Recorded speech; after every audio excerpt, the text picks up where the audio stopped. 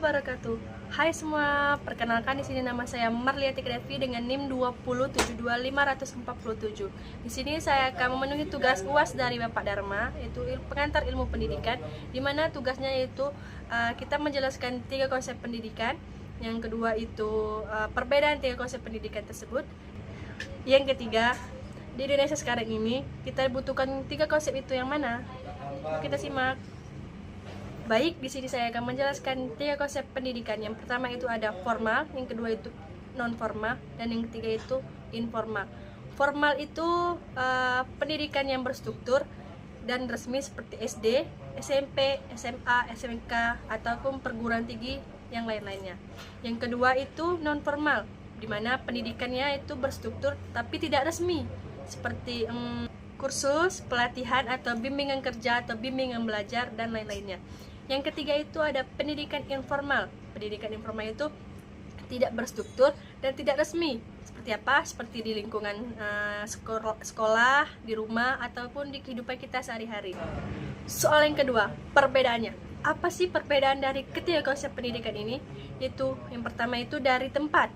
Dari tempat, kalau formal itu tempatnya di sekolah dan di kampus. Kalau non formal itu di lembaga ataupun di pelatihan. Yang ketiga itu dari informal. Informal itu dari keluarga ataupun lingkungan. Itu perbedaan juga ada di struktur. Kalau struktur di formal itu teratur dan berjenjang.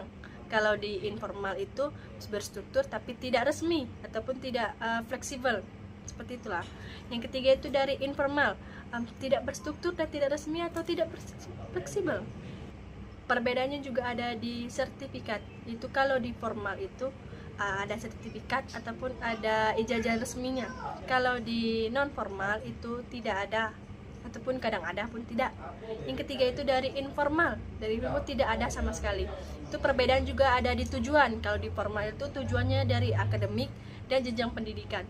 Kalau di non formal itu tujuannya itu keterampilan dan keahlian. Kalau di informal itu tujuannya itu pembentukan karakter ataupun nilai diri kita sendiri. Soal yang ketiga, Indonesia sekarang ini butuh dari mana sih dari 3 konsep pendidikan tersebut yang saya jelaskan tadi, yaitu kita butuh ketiga-tiganya. Seperti contoh kayak formal tadi yang saya jelaskan, formal, informal, dan non formal. Kita kalau formal itu untuk dasar ilmu pengetahuan dan gelar akademik.